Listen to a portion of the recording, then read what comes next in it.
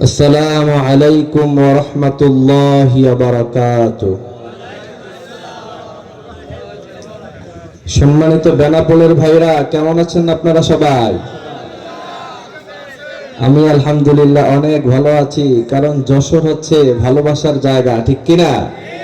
মিজানুর রহমান আজহারি সারা দেশে মাত্র 3টা প্রোগ্রাম করছে, তার মধ্যে সবচেয়ে সুন্দর প্রোগ্রাম হয়েছে যশোরের প্রোগ্রাম। আলহামদুলিল্লাহ পড়েন। এবার অল্প কিছু সময় কথা বলবো। এই যে যুবকরা, যশোরের জেনজি, মিজানুর রহমান আজহারি তোমাদেরকে জেনজি বলেছে, সামনে আসো, খেলা হবে তো নাকি? ঠিক আছে, সামনে বসতে হবে, একদমই বসতে হবে ভাই। অল্প অল্প সময় কথা বলবো, বেশি টাইম কথা বলবো না। এই যে সামরা, আসো, সামনে বসো। ঠিক আছে ইনশাআল্লাহ। ইন্নাল হামদালিল্লাহি নাহমাদুহু ওয়া নাউযু বিল্লাহি মিন শুরুরি আনফুসিনা ওয়া মিন সাইয়্যাতি আ'মালিনা মান ইয়াহদিহিল্লাহু ফালা মুদিল্লা লাহু ওয়া মান يضلل فلا تجد له وليا مرشدا ونشهد أن لا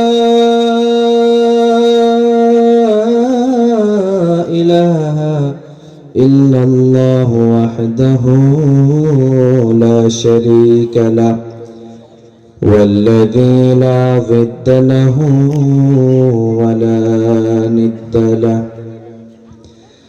لا مثل له ولا مثيل له لا وزير له ولا كفيل له ونشهد أن سيدنا وسندنا حبيبنا طبيبنا وبشيرنا ونذيرنا محمدا عبده ورسوله أرسله بالحق بشيرا ونذيرا وداعيا إلى الله بإذنه وسراجا منيرا أما بعد فقد قال الله تعالى في كلامه المجيد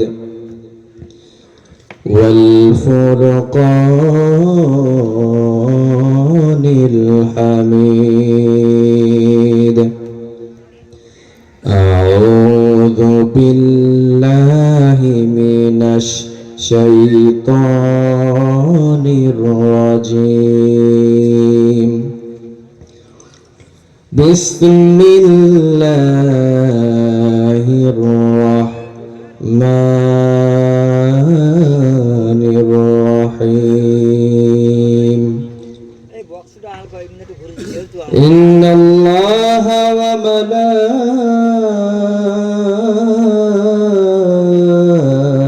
وملائكته يصلون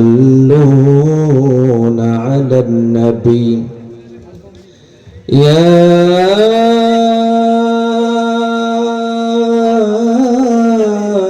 أيها الذين آمنوا صلوا عليه وسلموا تسليما اللهم صل على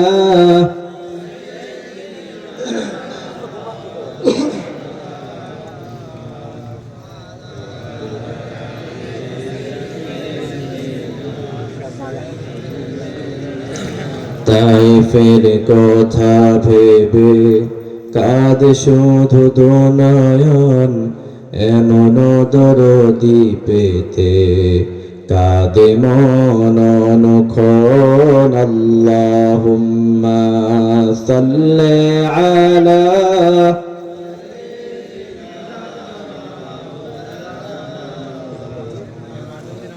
ওয়া আলা আলি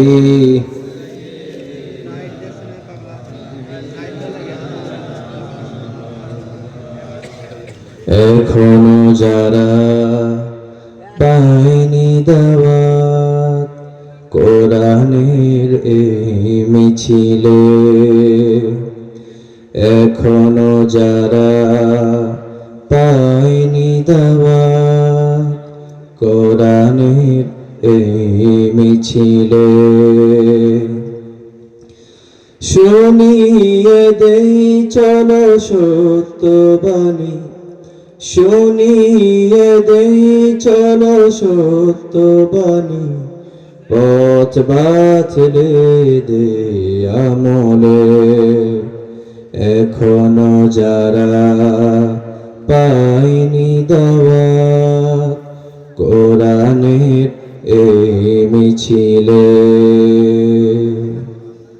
বলেন তো সমস্ত প্রশংসার একমাত্র মালিককে?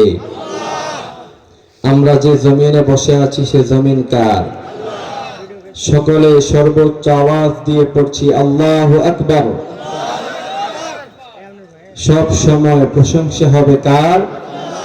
মাহফিলে আসার সময় প্রশংসা হবে কার? মাহফিল থেকে যাওয়ার সময় প্রশংসা হবে কার? আল্লাহ।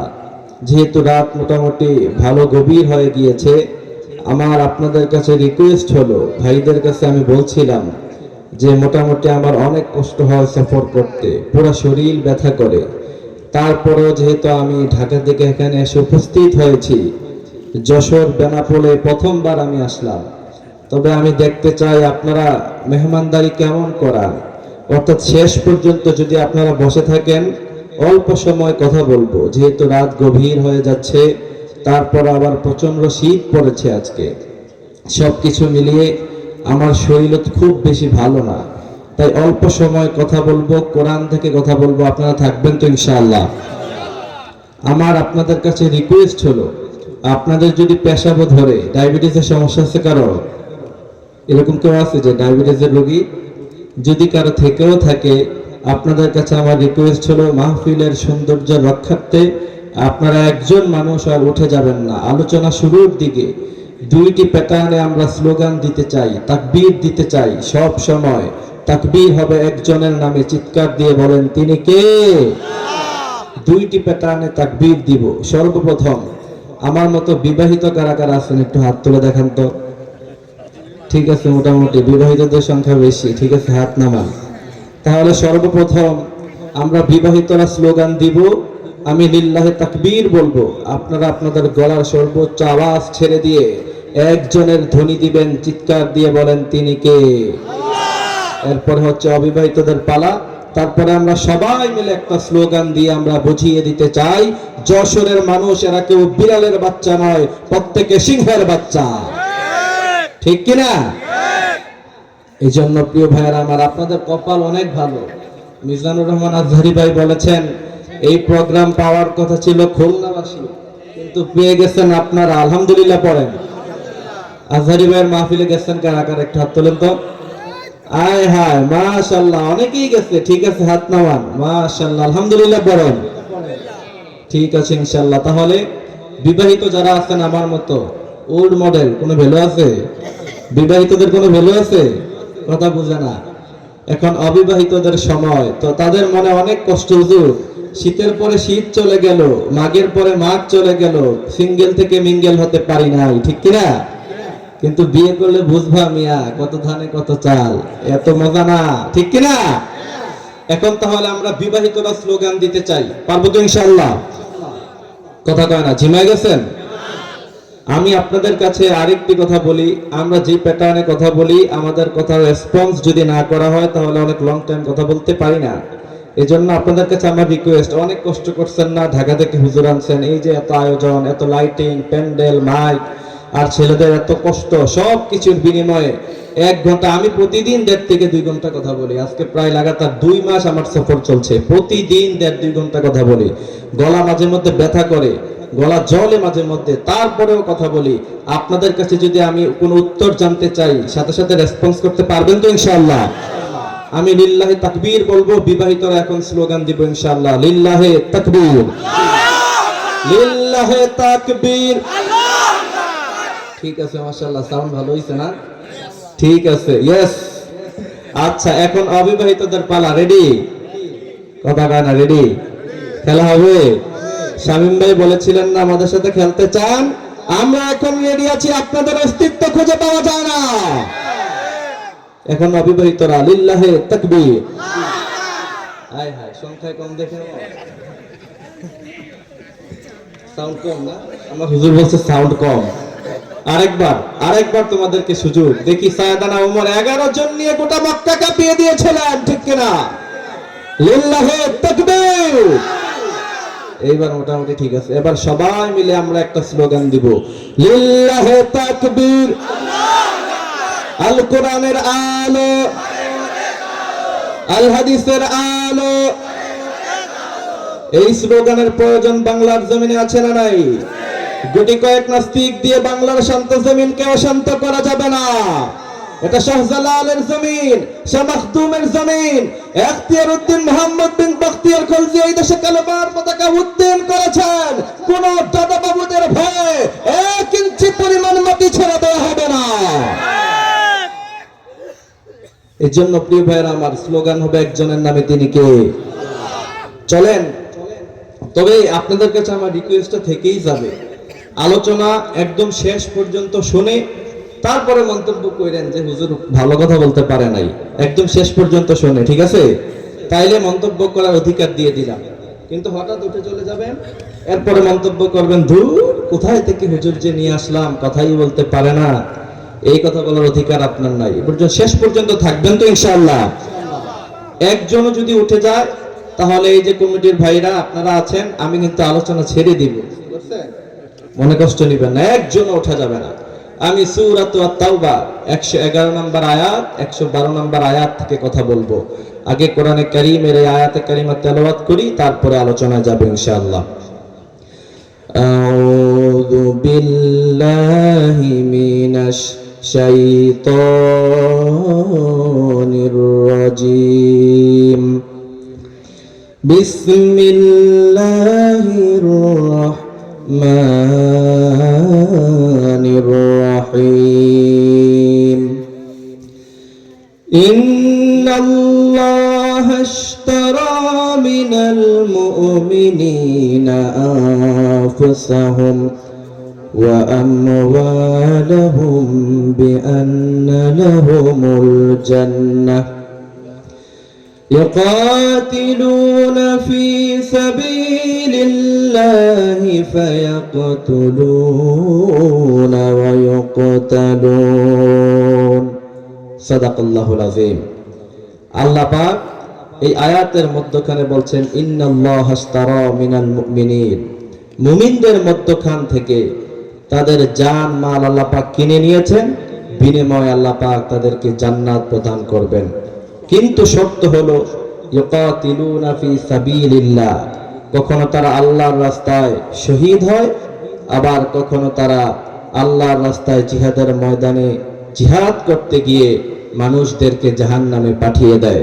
ওয়ামান আউফা বিআহদিহি মিনাল্লাহ, আল্লাহ পাক ওয়াদা করছেন তাদেরকে জান্নাতের মালিক বানাবেন। সুবহানাল্লাহ পড়েন। এখন বুঝে থাকলে বলেন তো, আমার হাতে একখানা কিতাব আছে, কিতাবের নাম কি?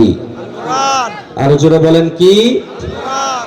এই কোরআন থেকে যদি কথা বলি মনে কষ্ট পাবেন? এই কোরআনের মর্যাদা আছে না নাই? এই কোরআন যে কত মহান, এই কোরআন যে কত আযীম, ক্যান ইউ ইমাজিন দ্যাট? আপনি কল্পনা করতে পারবেন না এই কোরআনকে আল্লাহ পাক কত আযীম, কত মহান বানিয়েছে।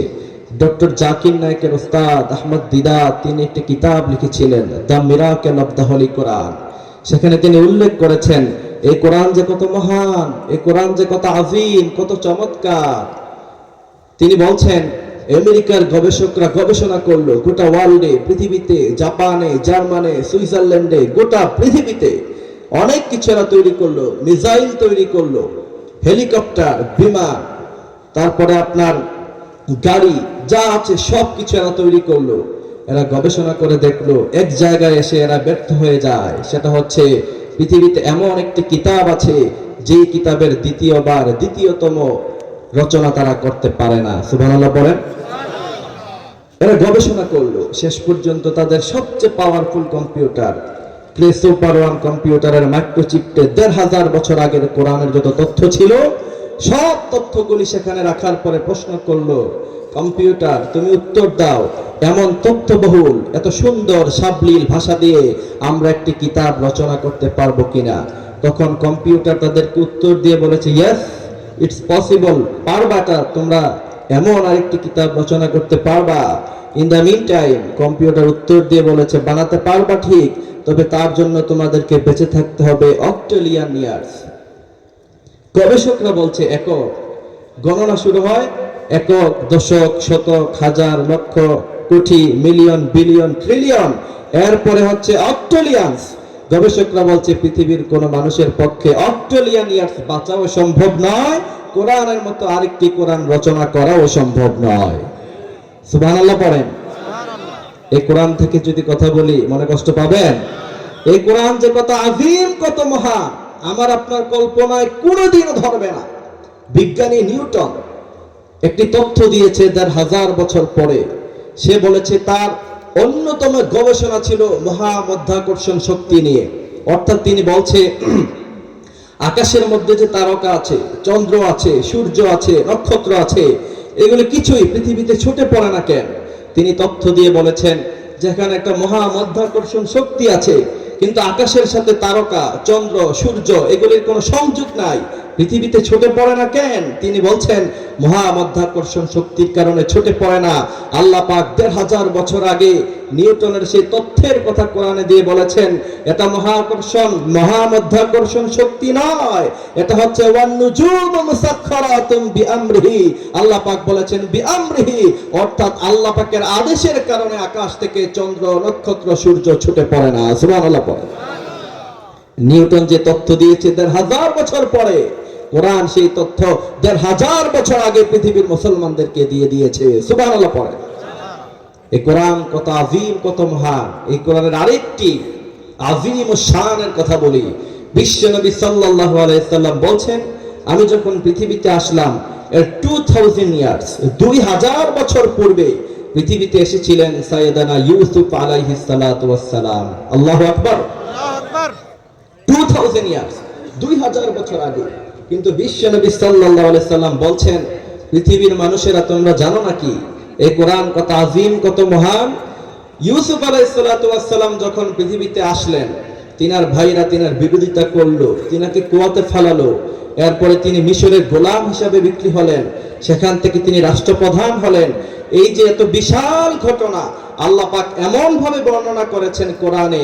আজকে আমরা এখানে যারা বসে আছি, স্টেজে কিছু মানুষ বসা, আমি কথা বলছি, কিছু ভাইরা বসে আছি, কেউ দাঁড়িয়ে আছি। এই লাইফটা যদি আপনি আজ থেকে ১০০০ বছর পরে কিয়ামতের মাঠে আল্লাহকে যদি বলেন আল্লাহ ওই যে মহিষাডাঙ্গায় তাফসীর মাহফিল হয়েছিল, জুবায়ের ভাই এসেছিলেন, সেই দৃশ্যটা আমরা দেখতে চাই।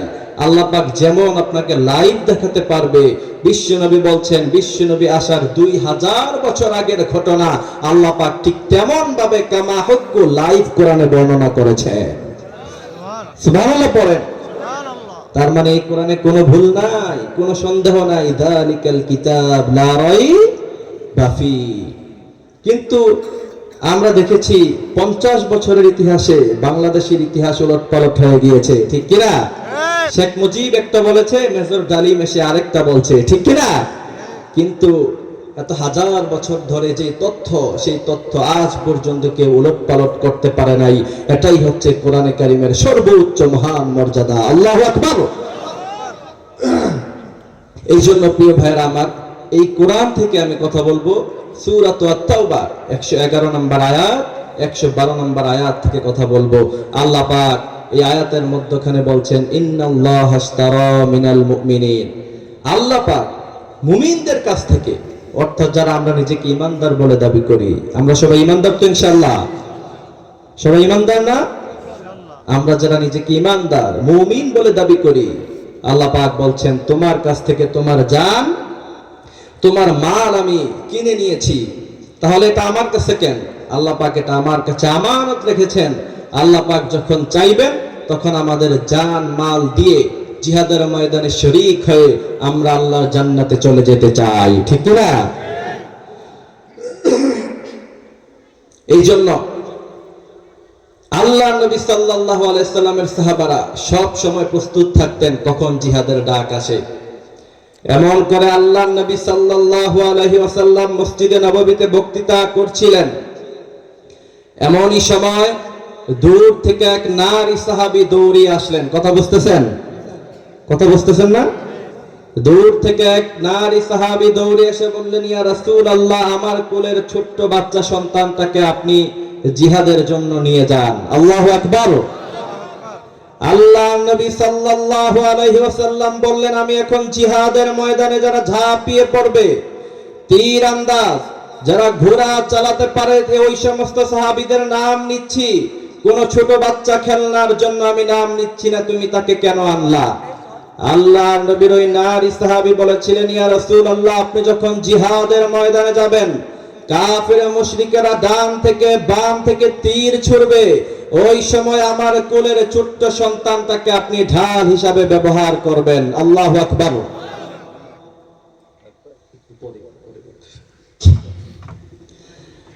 এই সময় রোমের গোয়েন্দারা সেখানে উপস্থিত ছিল। আল্লাহ নবী জিহাদি বক্তৃতা করছিলেন, গোয়েন্দা বিভাগ রোমের প্রেসিডেন্টকে গিয়ে বলল, আপনি মুহাম্মদ সাল্লাল্লাহু আলাইহি সাল্লামের বিরুদ্ধে জিহাদ করা, যুদ্ধ করা বন্ধ করে দেন। কারণ কি? প্রশ্ন করা হলো, মুহাম্মদের কাছে কি সৈন্য বেশি, অস্ত্র বেশি? গোয়েন্দা বিভাগ উত্তর দিয়েছে, না, তার কাছে অস্ত্র নাই, সৈন্য নাই, কিচ্ছু নাই, ভাঙ্গা তরবারি নিয়ে জিহাদের জন্য প্রস্তুত আছে। কিন্তু আপনি শুনে রাখেন, আপনার গোয়েন্দা বিভাগ, আপনার আর্মি, বিজিবি, র্যাব, এরা মদ খেতে, গাঁজা খেতে, নারীদের সাথে মিলন করতে যতটা পছন্দ করে, মুহাম্মদের উম্মতেরা, মুহাম্মদের সাহাবীরা জিহাদের ময়দানে গিয়ে নিজের তাজা রক্ত জমিনে ঢেলে দিতে এর চাইতে বেশি পছন্দ করে। জিহাদ করা বন্ধ করে দেয়া হলো। আল্লাহু আকবার।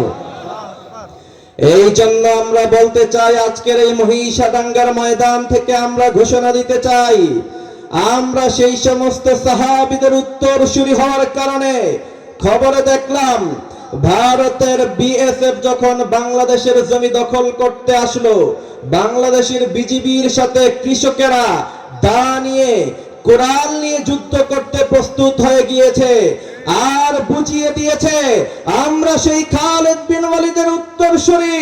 যে ওই সময় খালিদ বিন ওয়ালিদ সহ 313 জন, 3000 সাহাবী, 3 লক্ষ রোমান সৈন্যদেরকে তছনছ করে দিয়েছিল। ঠিক কিনা?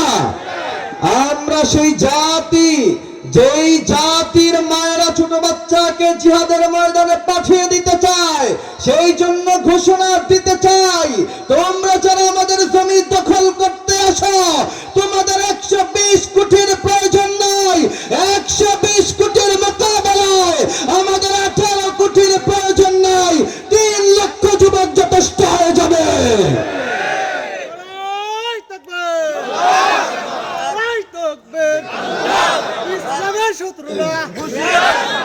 ইসলামের শত্রুরা, ভারতের জালারেরা,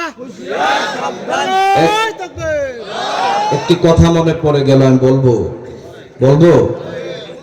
ওই যে মোস্তাক ফয়েজ হুজুর বলেন না, কথা একটা মনে পড়ছে, কোয়েল ইতামনি, চিনেন হুজুরকে? মোস্তাক ফয়েজ, ওই যে মুরব্বী, চিনেন না? চিনছেন? এবার তো গত 2 দিন আগে ওনার সাথে আমার মাহফিল ছিল। মাহফিলে এক মুরব্বী মাঝখান দিয়ে উঠে যায়, বললাম, মুরব্বী, সবাই বলে যে ওহো। আচ্ছা, যাই হোক, একটি কথা আমার মনে পড়ে গেল। আল্লামা সাঈদী চিনেন তো নাকি? চিনেন না? আল্লামা সাঈদী রাহিমাহুল্লাহ তাআলা বলেছিলেন, মুসলমান জাতি, তোমাদের পরিচয় হলো তোমরা বাঘের বাচ্চা, তবে শিয়ালের বাচ্চা। আর তোমরা ছাগলের বাচ্চাদের সাথে থাকতে থাকতে নিজেদের পরিচয় ভুলে গিয়েছো। এমন করে ছোট্টবেলায় বাঘ হারিয়ে যায়, রাখাল যখন তাকে নিয়ে পালে, ছাগলের সাথে খাবার খায়, ছাগল থেকে দুধ খায়, অনেক বছর পরে বাঘের সাথে বাঘের দেখা। বলল যে, কিরে, তুই ছাগলের সাথে একসাথে খাবার খাস কেন? প্রশ্ন আছে না? বলল, তুই তো ছাগলের বাচ্চা না, নিজের পরিচয় ভুলে গিয়েছিস, তুই তো বাঘের বাচ্চা। হুঙ্কার দিয়ে দেখ ছাগলের পাল শুদ্ধ পালায়া যাবে। এই জন্য আল্লামা সাঈদী বলেছিলেন, মুসলিম যুবকেরা, তোমাদের শরীরে যাদের মুহাম্মদ বিন কাসেমের মতো রক্ত আছে, আল্লাহর নামের স্লোগান দিয়ে দেখো, সমস্ত নাস্তিকেরা ময়দান থেকে পালিয়ে যাবে। সেই স্লোগানের দরকার আছে না নাই? আরো জোরে বলতে হবে, আছে না নাই? এই জন্য আমার ভাইরা, আল্লাহ পাক সে আয়াতের মধ্যখানে বলছেন, ইন্নাল্লাহা আশতারা মিনাল মুমিনিন, মুমিনদের কাছ থেকে জান এবং মালটাকে যিনি কিনে নিয়েছেন, চিৎকার দিয়ে বলেন তিনি কে? সেজন্য রব্বুল আলামিন বলেন, ইন্নাল্লাহা আশতারা মিনাল মুমিনিনা আনফুসাহুম ওয়া আমওয়ালাহুম বিআন্না লাহুমুল জান্নাহ। রব্বুল আলামিন বলেন, গোলাম শোনো শোনো, ইন্নাল্লাহা আশতারা মিনাল মুমিনিন, মুমিনদের কাছ থেকে রব্বুল আলামিন জান এবং মাল তিনি কিনে নিয়েছেন, বিনিময়ে জান্নাত প্রদান করেছেন। এই জন্য আমাদের জান এবং মাল যখন ডাক আসবে, তখন আমরা বিলিয়ে দিতে রাজি আছি তো ইনশাআল্লাহ? সবসময় প্রস্তুত আছি তো ইনশাআল্লাহ? আল্লাহ নবী সাল্লাল্লাহু আলাইহি সাল্লাম জিহাদের কথা বলছিলেন।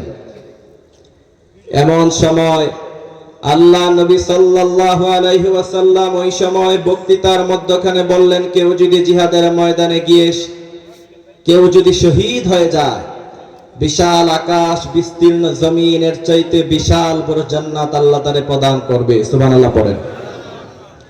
উমাইর ইবনে হুমাম রাদিয়াল্লাহু তাআলা আনহু ওই সময় বললেন, বাখ বাখ ইয়া রাসূলুল্লাহ, সত্যি কি তাই নাকি? আল্লাহ রাসূল বললেন, হ্যাঁ। কেন প্রশ্ন করলা? বলছে, এত বিশাল বড় জান্নাতে আমি যেতে চাই।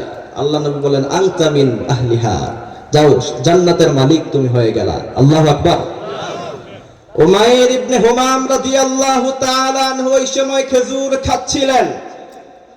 আল্লাহ নবী যখন বক্তৃতা করলেন, যাও তুমি জান্নাতের মালিক হয়ে গেলা, উমাইর ইবনে হুমাম বললেন, এই আমার হাতে 3টা খেজুর আছে, এই খেজুর খাওয়ার সময় আমার নাই। খেজুর তিনি ছুঁড়ে ফেলে দিলেন। বদরের ময়দানে জিহাদ করতে করতে কাফের মুশরিকদেরকে কচুকাটা করতে করতে শেষ পর্যন্ত তিনি শহীদ হয়ে আল্লাহর জান্নাতে চলে গিয়েছেন।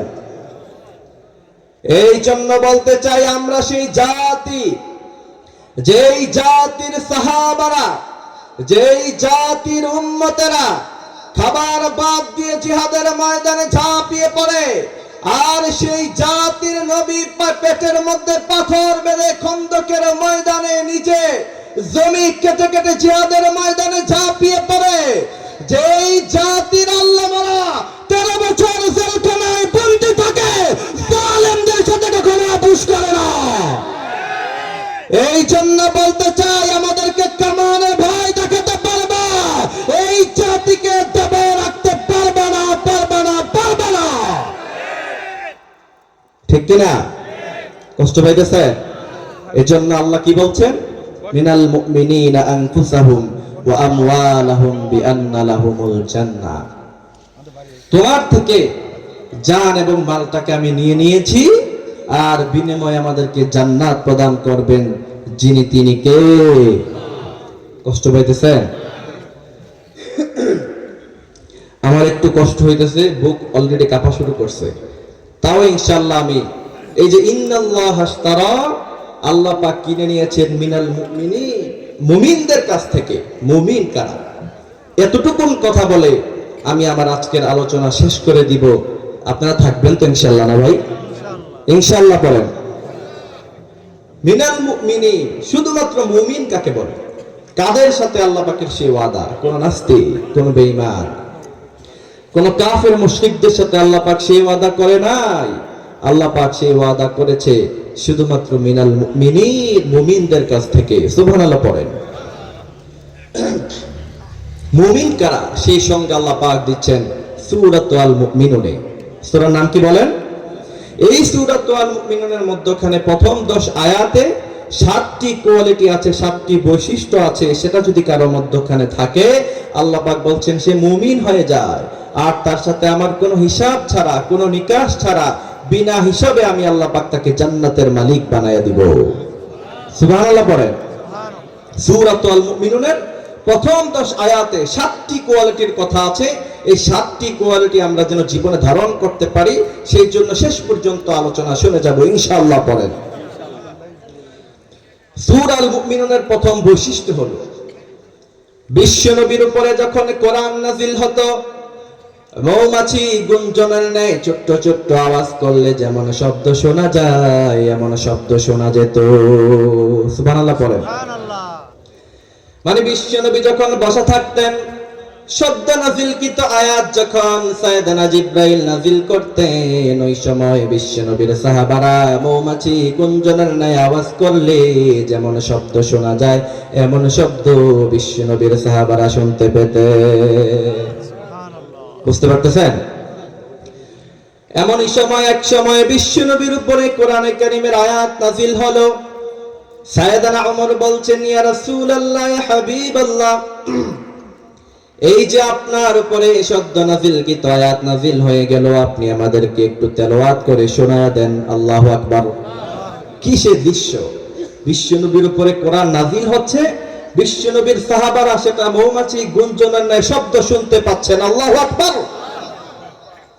আমরা আল্লাহর কাছে দোয়া করি, আল্লাহ আজকে এই 10 আয়াতের তাফসীর যারা কষ্ট করে বসে থেকে শুনে যাবে, কিয়ামতের ময়দানে এমন একটা দৃশ্য আমাদেরকে দেখায়া দিয়েন, বলে না আমি। সাইয়েদনা ওমর যখন এই কথা বললেন, বিশ্বনবী সাইয়েদনা ওমরের সাথে কোনো কথা বলে নাই, সরাসরি তিনি কিবলার দিকে তাকালেন। কিবলার দিকে তাকিয়ে বিশ্বনবী পড়লেন, আল্লাহুম্মা জিদনা ওয়ালা তানকুসনা ওয়া আকরিমনা ওয়ালা তুহিন্না ওয়া আ'তিনা ওয়ারদি আন্না ওয়া আরদিনা। বিশ্বনবী দোয়া পড়লেন, এরপরে সাইয়েদনা ওমরের দিকে তাকালেন, বললেন, ওমর শোনো শোনো, এই যে সদ্য নাজিলকৃত আয়াত সূরাতুল মুমিনুনের প্রথম 10 আয়াত নাজিল হয়েছে, আর এই প্রথম 10 আয়াতের মধ্যে 7টি কোয়ালিটি আছে। কয়টি? 7টি কোয়ালিটি আছে। বিশ্বনবী বললেন, ওমর শোনো, এই 7টি কোয়ালিটি কেউ যদি জীবনে ধারণ করে, উলাইকা হুমুল ওয়ারিসুন, আল্লাহ পাক তাকে বিনা হিসাবে, কোনো হিসাব নাই, কোনো নিকাশ নাই, অটোমেটিক্যালি জান্নাতের মালিক বানায়া দিবে। আল্লাহু আকবার। এরপরে এই সূরাতুল মুমিনুনের প্রথম 10 আয়াতের আরেকটি বৈশিষ্ট্য হলো, কথা বুঝতেছেন তো নাকি? ইমাম কাতাদা রাহমাতুল্লাহি আলাইহি তিনি বলছেন, সাইয়েদনা কাআবের উত্তর দিয়ে সাইয়েদনা কাআব বলছেন, আল্লাহ পাক গোটা পৃথিবীতে যা বানালেন, আকাশে যা বানালেন, জমিনে যা বানালেন, কোনো কিছুই আল্লাহ পাক নিজ হস্ত মোবারক দ্বারা বানায়নি। শুধুমাত্র 3টা জিনিস আল্লাহ পাক নিজ হাত মোবারক দ্বারা তৈরি করেছেন। সুবহানাল্লাহ পড়েন। আশ্চর্যের কোন কথা শুনলে সুবহানাল্লাহ পড়তে হয়, জানেন না? আরো জোরে পড়েন সুবহানাল্লাহ। সাইয়েদনা কাআব বলছেন, গোটা পৃথিবীতে আল্লাহ পাক যা বানালেন, তার মধ্য থেকে প্রথম নাম্বার হলো সাইয়েদনা আদম আলাইহিস সালাতু ওয়াস সালাম। আমাদের জাতির পিতার নাম কি বলেন? ইব্রাহিম। আমাদের আদি পিতার নাম কি? সাইয়েদনা আদম। আমরা যেই কেউ এসে জাতির পিতা বলে দাবি করবে, আমরা তাকে জাতির পিতা মানি না, ঠিক কিনা? এই জন্য ছেলেরা দেখলাম 5ই আগস্টের পরে এক্সপ্রেস ওয়েতে জাতির পিতার নাম দিয়েছে হযরত ইব্রাহিম আলাইহিস সালাম মহাসড়ক। আল্লাহু আকবার। যেই কেউ আমাদেরকে বলবে আমি তোমাদের জাতির পিতা মানবো, আমরা মানবো, আপনারা মানবেন? আমাদের জাতির পিতা হলো মিল্লাত আবিকুম ইব্রাহিম। কিছুদিন পর পর সে বলে আমি তোমাদের পিতা, সে বলে জনক, সে বলে মা, কত কিছু আমরা দেখলাম। এইবার কোনো কিছু দেখতে চাই না, আল কোরআনের শাসন বাংলার জমিনে দেখতে চাই। সাইয়েদনা কাআব বলছেন, প্রথম নাম্বার হলো সাইয়েদনা আদমকে আল্লাহ পাক নিজ হস্ত মুবারক দ্বারা বানালেন। দ্বিতীয় নাম্বার হচ্ছে তাওরাত। এই তাওরাত কিতাবটাকে আল্লাহ পাক নিজ হাত মুবারক দ্বারা লিখলেন। আল্লাহু আকবার। তৃতীয় নাম্বার হচ্ছে সাইয়েদনা কাআব বলছেন, তৃতীয় নাম্বার হচ্ছে জান্নাত আদান। জান্নাত আদান 8টি জান্নাতের মধ্যে থেকে একটি জান্নাত রব্বুল আলামিন এই কোরআনে 8টি জান্নাতের কথা তিনি বর্ণনা করেছেন। দারুল মুকামা, জান্নাতুন নাঈম, জান্নাতুল ফেরদাউস, এমন করে 8টি জান্নাতের কথা কোরআনে এসেছে, কিন্তু একটি জান্নাত আল্লাহ পাক নিজ হস্ত মোবারক দ্বারা তিনি তৈরি করলেন। সুবহানাল্লাহ। তো জান্নাত আদান আল্লাহ পাক নিজ হস্ত মোবারক দ্বারা বানানোর পরে আল্লাহ পাক প্রশ্ন করলেন, এই যে জান্নাত তোমাকে যে আমি বানালাম, তুমি কথা বলো। কি করো? কথা বলো। জান্নাত আদানকে আল্লাহ পাক কি বললেন? কথা বুঝতেছেন না? তুমি কথা বলো। জান্নাত আদান আমার আপনার মতো বাংলা ভাষায় সাধারণ কোনো কথা বলেনি। জান্নাত আদান তখন সূরা আল মুমিনুনের প্রথম 10 আয়াত তেলাওয়াত করে শুনিয়েছে আর বুঝাতে চেয়েছে উলাইকা হুমুল ওয়ারিসুন। প্রথম 10 আয়াত অনুযায়ী কেউ যদি জীবন ধারণ করে, আল্লাহ পাককে তিনি বুঝাতে চেয়েছেন জান্নাত আদানের দরওয়াজা কিয়ামতের মাঠে অটোমেটিক্যালি খুলে যাবে, যখন ইচ্ছা তখন মুমিনেরা প্রবেশ করবে। সুবহানাল্লাহ। আরো জোরে পড়েন সুবহানাল্লাহ। চলে সূরাতুল মুমিনুনের প্রথম 10 আয়াতে কারিমা তেলাওয়াত করি। 7টি কোয়ালিটির কথা অল্প অল্প সময় করে শুনে তারপরে দোয়া করে বাসায় ফিরবো, ঠিক আছে ইনশাআল্লাহ? আউযু বিল্লাহি মিনাশ শাইতানির রাজীম। বিসমিল্লাহির রহমানির রহিম।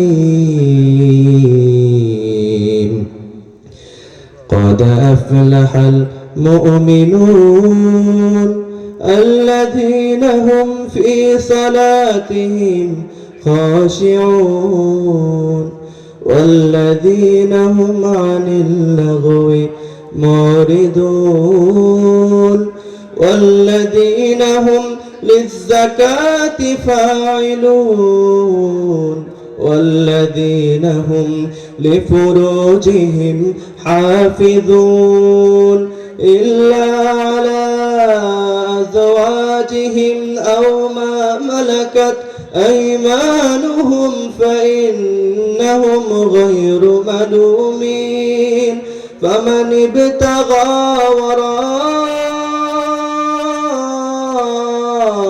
ذلك فأولئك هم العادون والذين هم لأماناتهم وعهدهم راعون والذين هم على صلواتهم يحافظون أولئك هم الوارثون আল্লাহু আকবার। আল্লাহু আকবার। আল্লাহু আকবার। খারাপ লাগছে অনেক আপনাদের? মুরব্বী আপনার কষ্ট হইতেছে? আপনার কষ্ট হইতেছে? না, আপনার দেখে মনে হচ্ছে যে অনেক কষ্ট হইতেছে। একটু বসেন। তো এই যে প্রথম 10 আয়াত অনেক খারাপ লাগছে আপনাদের? এর চেয়ে কত চমৎকার কণ্ঠে কিয়ামতের মাঠে আল্লাহ আজকে দোয়া করি। বিশ্বনবী বলেছেন কিয়ামতের মাঠে সর্বপ্রথম কোরআন থেকে তেলাওয়াত করবে হচ্ছে সাইয়েদনা দাউদ, ঠিক আছে তো নাকি? দাউদ আলাইহিস সালাম। এরপরে কোরআন থেকে তেলাওয়াত করবে বিশ্বনবী মুহাম্মদ সাল্লাল্লাহু আলাইহি ওয়াসাল্লাম। আল্লাহু আকবার। এরপরে আল্লাহ বলবেন থামো। কোরআনের আন্দোলন করতে গিয়ে যারা রাতের বেলায় আরামে ঘুমাতে পারে নাই, এমন আছে নাই? কিছুদিন পর পর যাদেরকে গুম করা হয়েছে কোরআনের আন্দোলন করার কারণে, তাদেরকে আমি আল্লাহ পাক নিজে কোরআনে কারীম তেলাওয়াত করে শোনাবো। আল্লাহু আকবার। আল্লাহর কাছে দোয়া করি, আল্লাহ কিয়ামতের মাঠে আপনি যেই কনফারেন্সে নিজে কোরআনে কারীম তেলাওয়াত করবেন, কোরআনে আমরা পড়ি আর রহমান, আল্লাহ সেদিন সেই কনফারেন্সে তিনি চমৎকার ভাবে পড়বেন আনার রহমান। আল্লাহু আকবার। আমরা দোয়া করি আল্লাহ আজকে আমরা এখানে যারা বসে আছি আপনি সবাইকে সেই লাইভ কনফারেন্সে যাওয়ার তৌফিক দিয়ে দিয়েন, বলেন আমিন। তো এই 10 আয়াতের মধ্যে আল্লাহ পাক রেখেছেন 7টি কোয়ালিটি। অল্প অল্প করে বলবো। 7টি কোয়ালিটি যদি একজন মানুষ নিজের জীবনে ধারণ করতে পারি, আজকে এই যে ভাইরা বলছে যে অনেক কষ্ট হয়েছে হুজুর একটা মাহফিল করতে, আজকে এক কমিটি আমাকে কল দিছে, আগামী বছরের ডেট নিতে চায়। তো তার একটা কথা আমার খুব ভালো লাগছে। সে বলতেছে হুজুর একটা মাহফিলে প্রধান বক্তাকে দাওয়াত দেওয়ার পর স্টেজে আসা পর্যন্ত কি যে পেরেশানি করতে হয়, অনেক পেরেশানি। এই যে পেরেশানি করলো আমার ভাইরা, আপনাদের মধ্যে থেকে একজন মানুষ যদি জীবনে এই 7টি কোয়ালিটি ধারণ করতে পারে, আজকের এই মাহফিলটাকে যিনি সফলতা দিয়ে দিবেন তিনি কে? সেজন্য রব্বুল আলামিন বলেন, قد أفلح المؤمنون الذين هم في صلاتهم خاشعون। সফল হয়েছে তারা খুশু খুজুর সাথে নামাজগুলি আদায় করেছে যারা। সুবহানাল্লাহ। সুবহানাল্লাহ পড়েন। প্রথম নাম্বার কোয়ালিটি, 1 নাম্বার কোয়ালিটি বৈশিষ্ট্য কি তা? আল্লাহ তো ওয়াদা করলেন মিনাল মুমিনিন। পৃথিবীতে কত ধনী মানুষ আছে, ইলন মাস্ক, যারা দেখে আপনি ভাবেন হাই রে যদি ইলন মাস্ক হতে পারতাম, যদি ট্রাম্প, জো বাইডেন তার মতো ক্ষমতার অধিকারী হতে পারতাম, আপনি ভাবেন। অথচ আল্লাহ পাকের কাছে কিচ্ছু না। গোটা পৃথিবী থেকে হাজার হাজার পৃথিবী একসাথে করলে আমার আপনার মতো সাধারণ মুমিনের এক পাল্লায় করে আমাদের পাল্লা ভারী হয়ে যাবে। আল্লাহু আকবার। কিসের ইলন মাস্ক, কিসের জো বাইডেন, তাদেরকে পরোয়া করার সময় আমাদের নাই। আল্লাহ পাক ইন্নাল্লাহ আশতারা মিনাল মুমিনিন, যদি আপনাদেরকে বোঝাতে পারতাম কিসের ইলন মাস্ক, কিসের জো বাইডেন, কিসের নরেন্দ্র মোদী আর কিসের বামপন্থী লোকেরা যারা সব সময় পাজারো গাড়িতে ইউজ করো, তোমাদের সাথে আল্লাহ পাক সেই ওয়াদা করে না। আল্লাহ পাক সেই ওয়াদা করেছেন আমার আপনার মতো সাধারণ মুমিনদের সাথে। আল্লাহু আকবার। ইন্নাল্লাহ আশতারা মিনাল মুমিনিন। তো এই যে প্রথম নাম্বার কোয়ালিটি হচ্ছে আপনি খুশি খুশির সাথে নামাজ আদায় করতে হবে। সব সময় আমাদের ওলামা হযরতরা বলে আপনি নামাজ পড়েন, আখিরাতের অনেক ফায়দা। কিন্তু বিজ্ঞান বলছে আপনি যদি 5 ওয়াক্ত সালাত জামাতের সাথে আদায় করেন অথবা 5 ওয়াক্ত সালাত সময় মতো আপনি আদায় করেন, কি যে ফায়দা হবে আপনি কল্পনাও করতে পারবেন না। বিজ্ঞান তথ্য দিয়েছে গোটা পৃথিবীতে সবচেয়ে সভ্য জাতি বলে যারা দাবি করে পশ্চিমারা, জাপানিজরা, তাদের মধ্যখানে পাগলের সংখ্যা অনেক বেশি। কিন্তু তারা মিডিয়ায় কভার করতে চায় সবচেয়ে সিভিলাইজড জাতি, সবচেয়ে আনসিভিলাইজড জাতি হচ্ছে মুসলমানরা, এটা তারা বলতে চায়। কিন্তু এরা গবেষণা করে দেখলো এই তাদের মধ্য থেকে পাগলের সংখ্যা এত কম কে? আর সভ্য জাতি বলে আমরা যারা দাবি করি আমাদের মধ্যে পাগলের সংখ্যা এত বেশি কেন? তিনি গবেষণা করে দেখলো একটাই কারণ, মুসলমানরা যখন 5 ওয়াক্ত সালাত আদায় করে, এরা যখন 5 ওয়াক্ত নামাজ আদায় করে, 5 বার ওযু আছে না নাই? আর ওযু বলতে হবে আছে না নাই? এরা যখন, বিজ্ঞান বলছে এরা যখন 5 বার ওযু করে, যখন হাত ধৌত করে, তখন হাতের মধ্যখানে যে পলিউশন থাকে, যে ময়লা থাকে, সেটা দূর হয়ে যায়। করোনা প্যান্ডেমিকের সময় মিডিয়ায় লেখা বলা হলো, পত্রিকায় কভার করা হলো, ফেসবুকে আমরা স্ট্যাটাস দিলাম যে বাহির থেকে যখন ঘরে আসব সবার আগে হাতটা যেন সাবান দিয়ে ধৌত করি, ঠিক কি না? এটা আমাদেরকে নতুন করে বলার কিছু নাই। বিজ্ঞান বলছে মুসলমানরা যখন 5 ওয়াক্ত সালাতের জন্য 5 বার ওযু করে, এরা যখন মুখ ধৌত করে মুখের পলিউশন ময়লা দূর হয়ে যায়। আর এরা যখন হালকা করে পানি নিয়ে ঘাড়ের মধ্যখানে একটু মাসাজ করে, ঘাড়ে একটা রগ গরম থাকার কারণে মাঝে মধ্যে মানুষ ব্রেন অ্যাটাক করে এবং সে হতাশ হয়ে পড়ে, সে পাগল হয়ে যায়।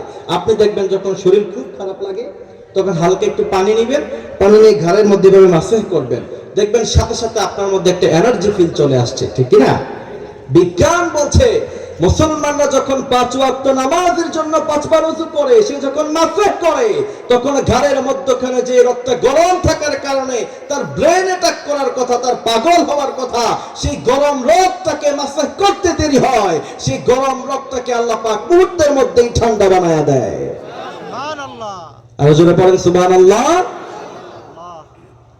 এরপরে বিজ্ঞান বলছে দ্বিতীয় নাম্বার, মুসলমানরা হতাশ হয় না কেন, এরা পাগল হয় না কেন?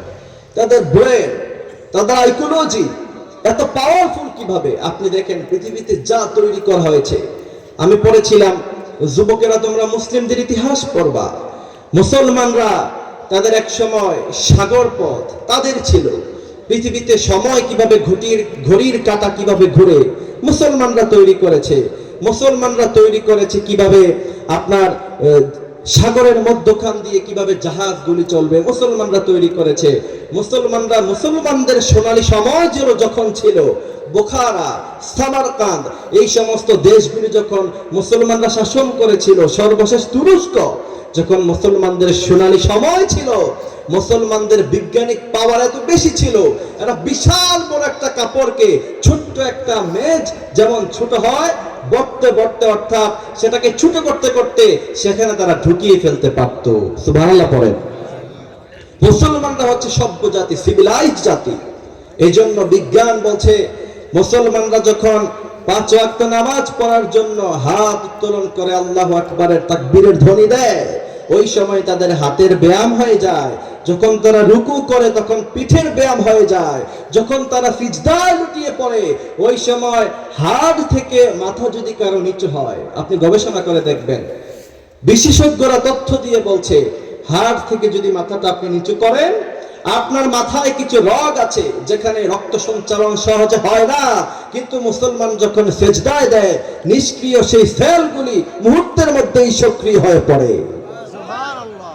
আর জোরে পড়েন সুবহানাল্লাহ। এই যে নামাজ পড়লে আল্লাহ পাক দুনিয়াবি কি কি ফায়দা দিবে। এই কারণে মুসলমানরা যখন প্রচন্ড ডিপ্রেশন, প্রচন্ড মন খারাপ, তার বিজনেসে লস, তার সম্পদে লস, খেতে খামারে তার লস। আপনাদের যশোরের বেনাপোলের মানুষের প্রধান কাজ কি? কৃষি। কৃষি মনে করেন কৃষি আপনারা কি আলু করেন? ধান মনে করেন ধান লাগিয়েছেন, ধান এমন ভাবে নষ্ট হয়েছে, এই বছর বিজনেসে মারাত্মক পরিমাণে লস হয়ে গিয়েছে, তখন আপনি হতাশ হয়ে পড়েন না, রাতের বেলা একজনের সিজদায় লুটিয়ে পড়েন, চিৎকার দিয়ে বলেন তিনি কে। এজন্য মুসলমানরা হতাশ হয় না। কিন্তু কাফির মুশরিকেরা যখন জীবনে লস খায় তখন এরা অন্ধকার, সামনে অন্ধকার, পিছনে অন্ধকার, কারো কাছে যাওয়ার জায়গা পায় না। আর মুসলমানদেরকে সান্ত্বনা দেওয়ার জন্য সব সময় একজন প্রস্তুত আছেন, তিনি কে। এজন্য প্রথম নাম্বার কোয়ালিটি হচ্ছে নামাজ। বিশ্বনবী বলছেন কেউ যদি খুশি খুজুরের সাথে 5 ওয়াক্ত নামাজ পড়ে, বিশ্বনবী সাল্লাল্লাহু আলাইহি সাল্লাম বললেন পৃথিবীর মধ্যে আর পৃথিবীর পরে আপনি যখন বারজাকে চলে যাবেন, মিলিয়ে 5টি পুরস্কার আল্লাহ তারে প্রদান করে দিবে। 5টি পুরস্কার দিবেন 5 ওয়াক্ত সালাত যারা আদায় করবে। প্রথম নাম্বার হচ্ছে পৃথিবীতে রিজিকের অভাব তার কোনোদিন হবে না। আল্লাহু আকবার। এরপরে বিশ্বনবী বলছেন তবে খুশি খুজুরের সাথে নামাজ পড়তে হবে। বিশ্বনবী মসজিদে নববীর মধ্যে বসা এমন সময় দূর থেকে এক সাহাবী তিনি নামাজ পড়লেন। বিশ্বনবী বললেন, ও সাহাবা, তোমার নামাজ হয় নাই, তুমি আবার নামাজ পড়ো। কে বলছেন? বিশ্বনবী বলছেন। ওই সাহাবী আবার নামাজ পড়লেন। বিশ্বনবী বললেন, ও সাহাবা, তোমার নামাজ হয় নাই, তুমি আবার নামাজ পড়ো। আল্লাহু আকবার। আল্লাহু আকবার। বিশ্বনবী যখন তাকে এই কথা বললেন, ওই সাহাবী 3 বার এমন করে নামাজ পড়লেন। এরপরও বিশ্বনবী বললেন, ও সাহাবা, তোমার নামাজ হয় নাই। ওই সাহাবী বললেন, ইয়া রাসূলুল্লাহ, এর চাইতে ভালো করে নামাজ আমি আর পড়তে পারি না, আপনি আমাকে একটু শিখিয়ে দেন, এর চেয়ে ভালো করে নামাজ আমি আর পড়তে পারি না। বিশ্বনবী বললেন, আসো, সাল্লু কামা রাআইতুমুনি উসাল্লি, আমাকে যেমন তুমি নামাজ পড়তে দেখো তুমি ঠিক ওইভাবে তুমি নামাজ পড়ো। 1500 বছর আগে বিশ্বনবী তাকে যেভাবে নামাজ শিখিয়েছেন, 1500 বছর পরে বেনাপোলের মানুষ ওইভাবেই নামাজ আদায় করি। আল্লাহু আকবার। আল্লাহু আকবার। বিশ্বনবী যেভাবে নামাজ শিখিয়েছেন, বিশ্বনবী তখন তাকে বলেছেন, এই যে তুমি নামাজে দাঁড়িয়েছো, তুমি হাত নাড়াও, এটা তুমি করবা না। এই যে তুমি পা নাড়াও, এটা তুমি করবা না। যখন ইমাম সাহেব নামাজের মধ্যখানে এক আয়াত একটু বেশি তেলাওয়াত করবে, পিছন দিক দিয়ে কাশি মারবা না, ঠিক আছে না? নাই এরকম করে কি করে না? আপনাদের এলাকায় করে না? আবার ইমাম সাহেব যদি জুমার সময় একটু খুতবা বেশি দেয়, বলে, ইমাম সাহেব আপনাকে রাখছি সময় মতো নামাজ পড়াবেন, আছে না নাই?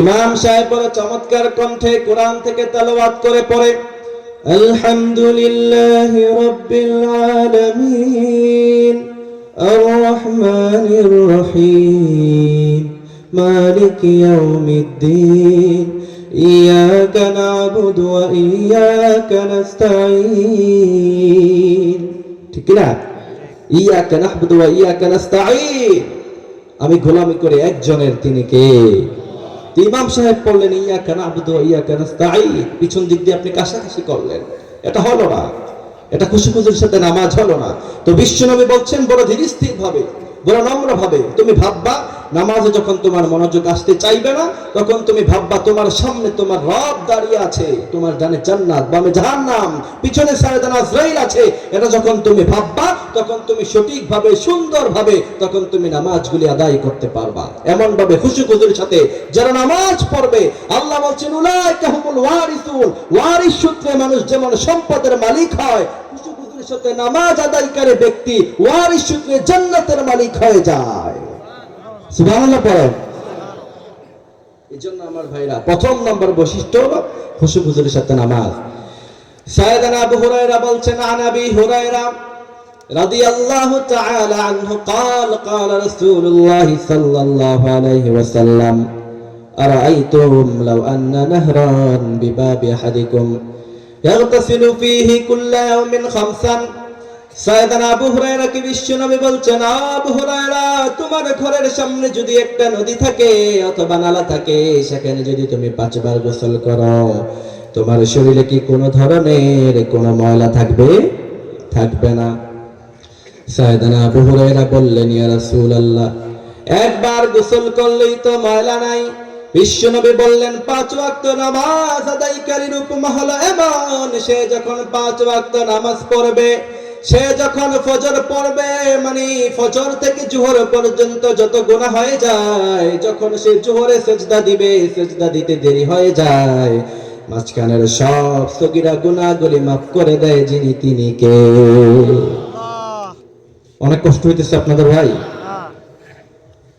উঠা বসা করবেন না ভালো লাগতেছে না উঠা বসা করেন না আপনারা ঠিক আছে প্রথম নাম্বার বৈশিষ্ট্য হলো কি খুশু-খুশুর সাথে নামাজ কথা বুঝতেছেন সহজ করে বলতেছি না সহজ করে বলতেছি তো নাকি বলতেছি না ঠিক আছে ইনশাআল্লাহ তো প্রথম নাম্বার হচ্ছে খুশু-খুশুর সাথে নামাজ এরপরে আবার বিশ্বনবী বললেন যখন তুমি জোহর পড়ো আসরের আবার যখন আসরের সময় হয়ে যায় ওই সময় যখন তুমি আসরের জন্য ওযু করতে যাও মাঝখান দিক দিয়ে সব সগীরা গুনাহগুলি maaf হয়ে যায় এমন করে আসর থেকে মাগরিব মাগরিব থেকে এশা এশা থেকে আবারো ফজর ঘুমাইয়া কাজা করেছো ফজর তখন জাগনি যখনই জোহর হেলায় খেলায় কেটেছে আসর মাগরিবের ওই শুনিয়া যান এখন জামাতে হওয়ার শামিল এখনো এশাতে আছে স্থান বাজিছে দামামা বদরে আমামা শির উঁচু করি মুসলমান দাওয়াত এসেছে নয়া জামানার ভাঙ্গা কিল্লায় ওরে নিশান ঠিক না এইজন্য 5 ওয়াক্ত সালাত যারা জামাতের সাথে আদায় করবে বিশ্বনবী বলছেন 5 বার গোসল করলে যেমন তার শরীরে কোনো ময়লা নাই 5 ওয়াক্ত নামাজকারীর জীবনে গুনাহের কোনো ছাপ নাই আল্লাহু আকবার প্রথম নম্বর বৈশিষ্ট্য খুশু-খুশুর সাথে নামাজ আমরা দোয়া করি আল্লাহ আপনি আমাদেরকে খুশু-খুশুর সাথে বড় নম্র বড় ভদ্র বড় চমৎকার ভাবে নামাজ আদায় করার তৌফিক দান করেন বলেন আমিন এরপরে দ্বিতীয় নাম্বার কোয়ালিটি আল্লাহ পাক বলছেন এই কথাগুলি যিনি বলছেন তিনি কে আল্লাহ দ্বিতীয় নম্বরে আল্লাহ পাক বলছেন ওয়াল্লাযীনা হুম আনিল লাগবি মুরিদুন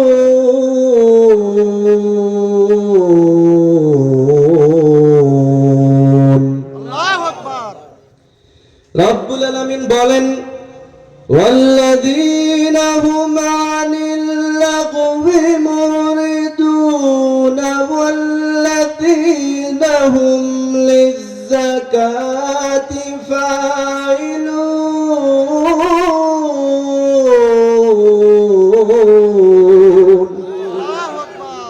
কার কথা আরো জোরে বলেন কার কথা রব্বুল আলামিন বলেন দ্বিতীয় নাম্বার কোয়ালিটি হলো ওয়াল্লাযীনা হুম আনিল লাগwi মুরিদুন সফল কাম মুমিন হয়েছে তারা অনর্থক কথা বার্তা না বলে সব সময় একজনের জিকিরে যাদের মুখটা তরুতাজা থাকে তিনি কে? বিশ্বনবী বলছেন, কারো মুখ কারো জবান সব সময় যদি জিকির দ্বারা তরুতাজা থাকে, কিয়ামতের মাঠে সবাই যখন বলবে ইয়া নাফসি ইয়া নাফসি, ওই সময় ওই ব্যক্তি হাসতে হাসতে আল্লাহর জান্নাতে চলে যাবে। এই জন্য বিশ্বনবী বলছেন, তোমরা সবসময় পড়বা সুবহানাল্লাহি ওয়া বিহামদিহি সুবহানাল্লাহিল আযীম। বুখারীর বর্ণনা, বিশ্বনবী বলছেন এই ছোট্ট শব্দটা জবানে অনেক সহজ, কিন্তু এটা যদি মিজানের পাল্লায় ভারী করা হয়, গোটা পৃথিবী আর আসমান থেকে এই পাল্লাটা সুবহানাল্লাহি ওয়া বিহামদিহির পাল্লাটা ভারী হয়ে যায়। সুবহানাল্লাহ পড়ে। এই জন্য সব সময় জিকির দ্বারা যার জবানটা তরুতাজা থাকবে, কিয়ামতের মাঠে হাসতে হাসতে যিনি আমাদেরকে জান্নাত প্রদান করবেন, চিৎকার দিয়ে বলেন তিনি কে? এই জবান আমাদেরকে যিনি দিয়েছেন তিনি কে? সেজন্য রব্বুল আলামিন বলেন, আলাম নাজআল লাহু আইনাইনি ওয়া লিসানাও ওয়া শাফাতাইন।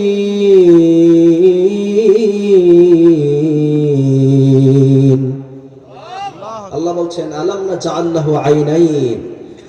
রব্বুল আলামিন বলেন আলাম নাজআল লাহু আইনাইন ওয়া লিসানাও ওয়া শাফাতাইন, তোমার যে জবান দিলাম আবার আমাদেরকে চোখ যিনি দিয়েছেন তিনি কে? এই দুটি চোখ দিয়েছি বলে কত যে দেখো অপরূপ নয়নাবিরাম খেতে খামারে জোড়াই চোখের বিধুর দূর। আল্লাহু আকবার। এই দুটি চোখ দিয়েছি বলে যিনি দিয়েছেন তিনি কে? একটু চিন্তা করেন, আপনার এই চোখের মধ্যখানে প্রতিদিন কত পলিউশন। আপনাদের যাদের ঘরে টিনের ঘর যাদের আছে, আপনি রৌদ্র যখন ভিতরে ঢুকে টিনের ফাঁক দিয়ে, তখন সেখানে অসংখ্য পলিউশন ওড়াউড়ি করে কি করে না? বিজ্ঞান বলছে চোখের মধ্যখানে এই পলিউশন গুলি ভিতরে ঢুকতে থাকে, কিন্তু আল্লাহ পাক চোখের মধ্যে এমন এক তরল পানি দিয়েছে, মানুষ যখন এভাবে পাপড়ি ফেলে ওই পানিগুলি মুহূর্তের মধ্যেই সব পলিউশন বের করে চোখটাকে পরিষ্কার করে দেয়। সুবহানাল্লাহ পড়েন। এই জন্য এই চোখ আমাদেরকে যিনি দিয়েছেন তিনি কে? খালি চোখে মানুষ দেখতে পায় 21,000 মাইল। আল্লাহু আকবার। আকাশের তারকা কত দূরে, কিন্তু মানুষ দেখতে পায়। আল্লাহু আকবার। কষ্ট পাইতেছেন অনেক? বিশ্বনবী ভাইরা সামনে চলে আসেন, যারা চলে যাওয়ার তিনারা চলে যান। সামনে আসেন, একটু সামনে আসো, এই সামনে আসো, সামনে আসো, জমে জমে বসেন। আলোচনা ছেড়ে দিব, 7টা কোয়ালিটি পর্যন্ত মানুষ থাকবে না। ঠিক আছে ইনশাআল্লাহ। তো প্রথম নাম্বার হচ্ছে খুশি খুজুর সাথে নামাজ। এই খুশি খুজুর সাথে নামাজ। আর দ্বিতীয় নাম্বার হচ্ছে অনর্থক কথাবার্তা না বলে সব সময় আমাদের জবানে একজনের জিকির থাকবে, তিনি কে? তো বিশ্বনবী সাল্লাল্লাহু আলাইহি ওয়াসাল্লাম বলছেন, এশারের সালাতের পরে গল্প গুজবে যারা আড্ডা দেয় না, বিশ্বনবী এটাকে নিষেধ করেছেন। এশারের সালাত যদি কেউ জামাতের সাথে আদায় করে, আবার যদি সে সাথে সাথে ঘুমিয়ে পড়ে, ফজরের সালাত যদি আবার কেউ জামাতের সাথে আদায় করে, এই যে সারা রাত দাঁড়িয়ে দাঁড়িয়ে নামাজ পড়লে যেই পরিমাণ সওয়াব হওয়ার কথা, শুধু 2 ওয়াক্ত নামাজ জামাতের সাথে আদায় করার কারণে সারা রাত ঘুমিয়ে থেকেও সারা রাত দাঁড়িয়ে নামাজ পড়ার সওয়াব পাওয়া যায়। এই জন্য এশারের সালাতের পরে আমরা সাথে সাথে ঘুমিয়ে পড়ব।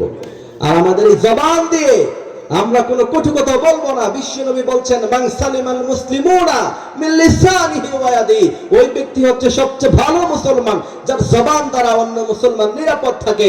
এই জন্য আমাদের এই জবান দিয়ে আমরা অনর্থক কথাবার্তা বলবো না, সব সময় একজনের জিকির করব, তিনি কে? এরপরে তৃতীয় নাম্বার হচ্ছে ওয়াল্লাযীনা হুম আনিল লাগwi মুরিদুনা ওয়াল্লাযীনা হুম লিয-যাকাতি ফাইলুন। তৃতীয় নাম্বার হচ্ছে ব্যবহারটাকে সুন্দর করতে হবে।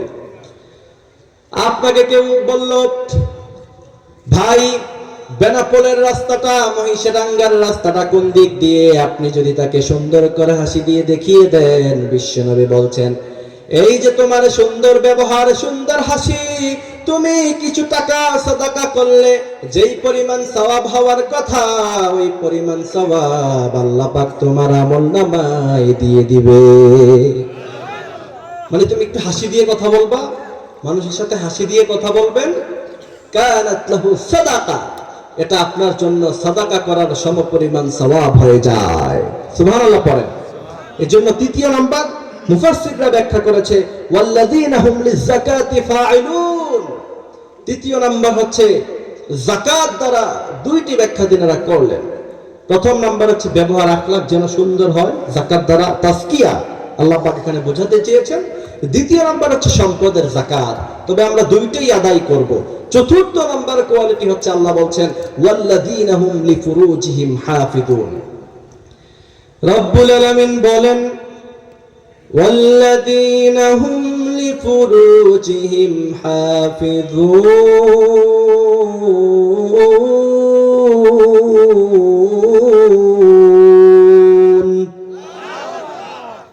রব্বুল আলামিন বলেন, ওয়াল্লাযীনা হুম লিফুরুজিহিম হাফিজুন, সফল হয়েছে তারা সব সময় যাদের লজ্জা স্থান, যাদের হেফাজতে থাকে। আবার বিশ্বনবী বললেন, বুখারী মুসলিমের বর্ণনা, বিশ্বনবী সাল্লাল্লাহু আলাইহি সাল্লাম বললেন, কোন মুমিন যদি দুইটি জিনিসের দায়িত্ব নিতে পারে, কিয়ামতের মাঠে তাকে জান্নাতে নিয়ে যাওয়ার দায়িত্ব আমি বিশ্বনবী নিলাম। সুবহানাল্লাহ পড়েন। কয়টি জিনিসের দায়িত্ব? কয়টি? দুইটি। প্রথম নাম্বার হচ্ছে লজ্জাস্থান। এই লজ্জাস্থানের হেফাজত যদি কেউ নিতে পারে, আর যদি জবানের হেফাজতের দায়িত্ব কেউ নিতে পারে, দুইটা দায়িত্ব তুমি নিবা, আর কিয়ামতের মাঠে আমি বিশ্বনবী তোমাকে জান্নাতে নিয়ে যাব। সুবহানাল্লাহ পড়েন। এজন্য আমার ভাইরা, ওয়াল্লাযীনা হুম লিফুরুজিহিম হাফিজুন, যুবকদেরকে বলতে চাই, বিয়ের আগে যত হারাম রিলেশনশিপ আছে সবকিছু বন্ধ করে দিতে হবে, ঠিক কিনা? রাষ্ট্রীয়ভাবে 14 ফেব্রুয়ারি বিশ্ব ভালোবাসা দিবস বন্ধ করে দেওয়া উচিত, ঠিক কিনা?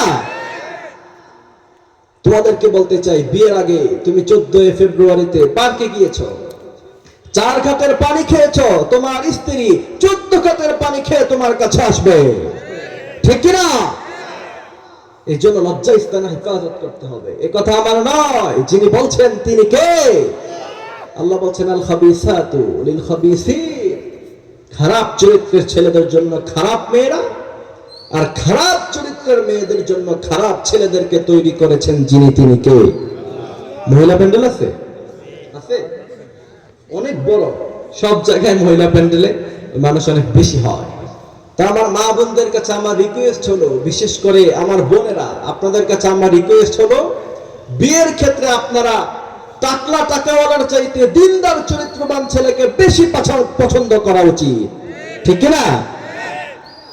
এই জন্য আমার ভাইরা, ওয়াল্লাযীনা হুম লিফুরুজিহিম হাফিজুন, বিয়ের আগে যদি অনৈতিক কাজ কেউ করে থাকে, আল্লাহর কাছে ক্ষমা চেয়ে নেন, আর না হয় এমন ঝামেলায় পড়বেন কাউকে বলতেও পারবেন না, সইতেও পারবেন না। এই জন্য চতুর্থ নাম্বার হচ্ছে নিজেদের লজ্জা স্থানে হেফাজত করে। তবে তাদের তো ভালোবাসার প্রয়োজন পড়ে, একটা সময়কাল সে বড় হয়, ছোট্টবেলা সে কিশোর থাকে, তখন তার কাছে পৃথিবীর অনেক কিছু ভালো লাগে না, কিন্তু সে যখন বড় হয়, বয়সের সাথে সাথে তার শরীরের হরমোন চেঞ্জ হয়ে যায়, তার শরীরের রক্ত গরম হয়, ওই সময় তার একটু ভালোবাসতে মন চায়, ঠিক কিনা?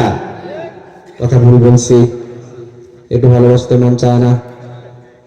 রব্বুল আলামিন বলেন, সেই ব্যবস্থা তোমার জন্য আমি রব্বুল আলামিন নিজে করলাম। প্রয়োজনে একটা, প্রয়োজনে দুইটা, প্রয়োজনে তিনটা, প্রয়োজনে চারটা করবা, কিন্তু জিনা করতে পারবা না, ঠিক কিনা? সেজন্য রব্বুল আলামিন বলেন, ইল্লা আলা আজওয়াজিহিম আও মা মালাকাত আইমানুহুম ফাইন্নাহুম গায়রু মালুমিন। আল্লাহু আকবার। রব্বুল আলামিন বললেন, তার জন্য তোমাদেরকে স্ত্রী দিলাম, ইল্লা আলা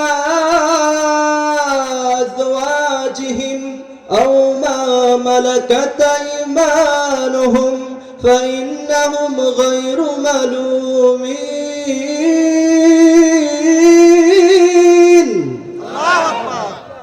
إلا على أزواجهم যত ভালো লাগে স্ত্রীকে ভালোবাসো, সওয়াব দিয়ে দিবে যিনি তিনি কে। এই জন্য আপনাদের মহিলা প্যান্ডেলে স্ত্রী আছে কার কার? হাত তোলেন। কার কার স্ত্রী আসছে? হাত তোলেন। ঠিক আছে, হাত নামান। তো স্ত্রীদেরকে ভালোবাসবেন, স্ত্রীকে গিয়ে সালাম দিলে সওয়াব দিয়ে দেয় কে? জীবন স্ত্রীকে সালাম দিছেন? দিছেন? ঠিক আছে, আপনি তো হুজুর মানুষ, আপনি তো দিবেনই। আপনাদের মধ্য থেকে দিছেন। বিশ্বনবী নিজে সব সময় আম্মা জান আয়েশাকে আগে আগে সালাম দিতেন। আল্লাহু আকবার। তোমার কাছে এটা ভালো লাগে না, তুমি রাস্তাঘাটে, তবে স্ত্রীদের আরেকটা সমস্যা আছে।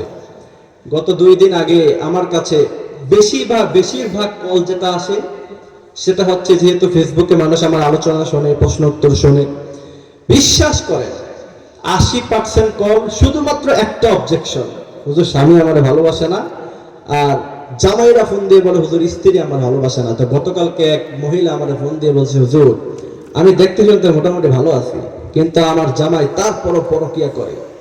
তা আমি তাকে বললাম, আপনার মনে হয় একটা সমস্যা আছে। বলছে কি সমস্যা? বললাম, আপনি যখন ঘরে থাকেন, সারাদিন যখন কাজ করেন, রাত্রিবেলা যখন আপনার হাজবেন্ড সে যখন বাসায় ফিরে, তখন আপনি সিরা কাপড় পরে থাকেন, আপনি তখন গন্ধ অবস্থায় থাকেন, জীবনেও আপনি তার জন্য রাতের বেলা সাজেন না। বলছে যে আপনি জানলেন কেমনে? বুঝতে পারছেন? এখন সাধারণত মানুষের সাইকোলজি, মানুষ সামনে যেটা দেখবে তার কাছে ওটাই ভালো লাগবে। রাস্তায় সে যখন বের হয়, ডানে বামে সুন্দরী মেয়েরা আছে না নাই? কথা বলেন না কেন? সব কি ফেরেশতা আপনারা? জীবনে তাকান না? হ্যাঁ, এইভাবে আর চোখে তাকায়, সানগ্লাস দিয়ে তাকায়, ঠিক কিনা? বলে হুজুর আপনি জানেন কেমনে? তা আমি নামজের মতো বলতে চাই, হুজুর ভার্সিটির মাল, ঠিক কিনা? হুজুর ভার্সিটির মাল। যাক, এই হচ্ছে বিষয়। তো স্ত্রীদেরকে বলতে চাই, যারা মহিলা প্যান্ডেলে আছেন, স্বামীর জন্য সাজবেন। একটা মেয়েকে আল্লাহ যে আমাদেরকে লিপস্টিক দেওয়ার অনুমতি দিছে, কাজল দেওয়ার অনুমতি দিছে।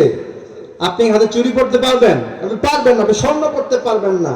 এই যে সুন্দর করে সাজার সম্পূর্ণ অথরিটি আল্লাহ পাক মেয়েদেরকে এই কারণে দিয়েছেন, এরা যখন মেকআপ করে, এরা যখন লিপস্টিক দেয়, চোখে যখন কাজল দেয়, তখন তাদের চেহারাটা মুহূর্তের মধ্যেই সুন্দর বানায় দেয় যিনি তিনি কে। আপনি যখন আপনার হাজবেন্ডের জন্য যখন সাজবেন, সে যখন 20 বছর পরে এসে দেখবে তোমার ঠিক ওই রকম লাগে যেই রকম তোমার আমি বিয়ে করে এনেছিলাম, ভালোবাসা বাড়বে না কমবে? কথা বুঝতেছেন? তো এই কারণে স্ত্রীরা স্বামীর জন্য সাজে না। আর সাজে কখন? সে যখন মেলায় যায়, সে যখন রাস্তায় বের হয়, সে যখন পার্কে যায়, ইচ্ছা মতো সাজে, ঠিক কিনা? এই সাজাটা বেসিক্যালি তার স্বামীর জন্য সাজা হলো না। স্বামীর জন্য যদি কেউ সাজে, আপনার স্বামী সব সময় যখন অন্য কোনো মেয়েকে দেখবেন, শোনেন, বিশ্বনবী রাস্তা দিয়ে বের হচ্ছেন, হঠাৎ করে এক সুন্দরী রমণীর দিকে তিনি নজর পড়ে গেল। মুহূর্তের মধ্যে তিনি সফর কাট করে দিলেন। মনে করেন ঢাকা থেকে আমি এখন বেনাপোলে আসছি, মাঝখান দিক দিয়ে এক সুন্দরী রমণীকে দেখলাম, আমি আবার রিটার্ন ঢাকায় ফিরে গেলাম। বিশ্বনবী এটাই করেছেন। বিশ্বনবী তিনার স্ত্রীর কাছে চলে গিয়েছেন। তো তিনার স্ত্রী বললেন, সফরকে মাঝখান দিয়ে কাট করে আপনি আসলেন কেন? বিশ্বনবী বলছেন, রাস্তায় আমি একটা সুন্দরী রমণী দেখেছিলাম, এই জন্য আমি তোমার কাছে এসেছি তোমার ভালোবাসা নিতে। আল্লাহু আকবার। এখন রাস্তায় যখন আপনার হাজবেন্ড, মেয়েদের উদ্দেশ্য করে বলছি, আপনার হাজবেন্ড যখন অন্য কোনো সুন্দরী রমণী দেখবে, সে যখন ইমাজিন করবে, সে যখন ভাববে আমার স্ত্রীও তো অনেক সুন্দর, তখন সে অন্য কোনো নারীর দিকে তাকাবে না, সরাসরি আপনার বাসায় এসে আপনাকে সে ভালোবাসবে, ঠিক কিনা? এটা করতে হবে। এই জন্য আল্লাহ বলছেন, সব ভালোবাসা স্ত্রীদের জন্য উজাড় করে দাও। তা আম্মা জান আয়েশা বলছেন, কে বলছেন? আয়েশা রাদিয়াল্লাহু তাআলা আনহা বলছেন, বুখারীর হাদিস, যে বিশ্বনবী আমাকে সব সময় আগে আগে সালাম দিতেন। একবার আমি মনে মনে ভাবলাম যে আমি আজকে বিশ্বনবীকে আগে আগে সালাম দিব। আম্মা জান আয়েশা বলছেন, দরজার কুটিরে আমি দাঁড়িয়ে থাকলাম, আমি মনে মনে ভাবলাম যে বিশ্বনবীকে আজকে আমি আগে আগে সালাম দিব। দরজার কুটিরে দাঁড়িয়ে থাকলাম, দূর থেকে আমি বিশ্বনবী সাল্লাল্লাহু আলাইহি সাল্লামকে দেখলাম। আল্লাহু আকবার। বিশ্বনবীকে দেখার পরে মনে মনে ভাবলাম যে বিশ্বনবী আমার কাছে আসার পরে আমি বিশ্বনবীকে সালাম দিব।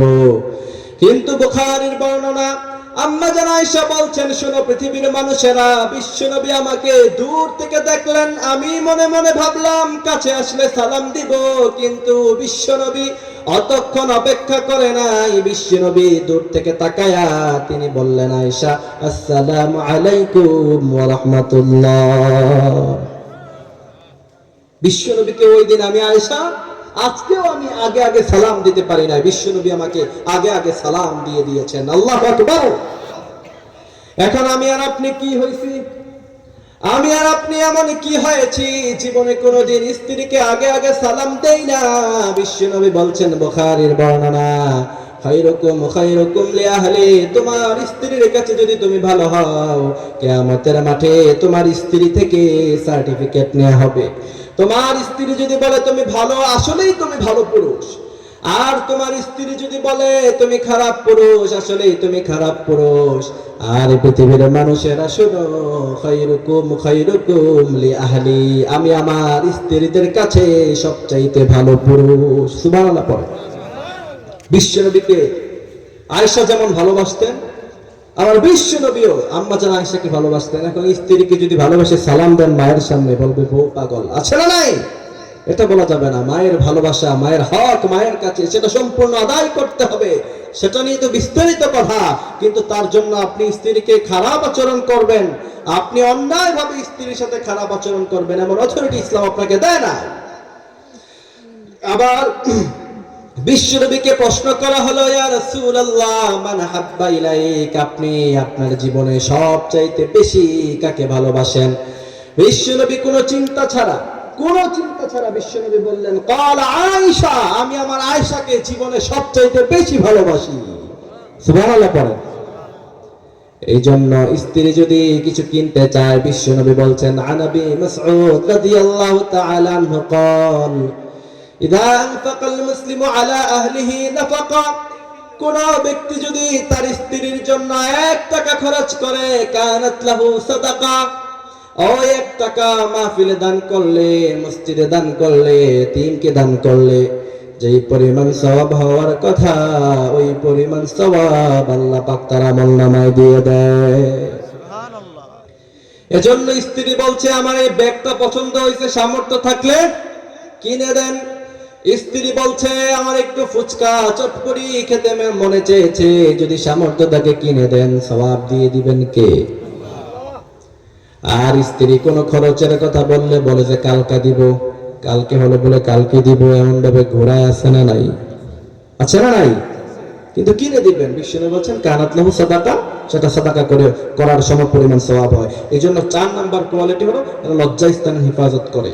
5ম নাম্বার হচ্ছে ওয়াল্লাযীনা হুম লিআমানাতিহিম ওয়া আহদিহিম রাউন।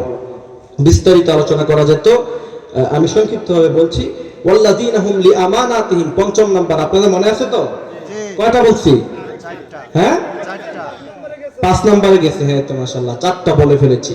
5ম নাম্বার হচ্ছে লিআমানাতিহিম, এরা যখন এদের কাছে যখন কোনো বিষয়ে আমানত রাখা হয়, আপনার স্ত্রী, আপনার সন্তান, আপনার মেয়ে, সব আপনার কাছে আমানত, আপনার সম্পদ আপনার কাছে আমানত, আপনি চাইলে বাজে পথে খরচ করতে পারেন না। এই জন্য সব জিনিসের আমানতের তারা রক্ষা করে। 6 নাম্বার হচ্ছে ওয়া আহদিহিম রাউন, এরা যখন ওয়াদা করে তখন সেটা তারা ভঙ্গ করে না। 7ম নাম্বার হচ্ছে ওয়াল্লাযীনা হুম আলা সালাওয়াতিহিম হাফিজুন, এরা ফজর, যোহর, আসর, মাগরিব, এশা 5 ওয়াক্ত সালাতই খুশুখুজুর সাথে আদায় করে। প্রথম কোয়ালিটি হচ্ছে খুশুখুজুর সাথে নামাজ, আর 7 নাম্বার কোয়ালিটি হচ্ছে 5 ওয়াক্ত সালাত আদায় করে। প্রথম নাম্বার হচ্ছে খুশুখুজুর সাথে নামাজ। দ্বিতীয় নাম্বার হচ্ছে অনর্থক কথাবার্তা না বলে সব সময় আল্লাহ পাকের জিকির।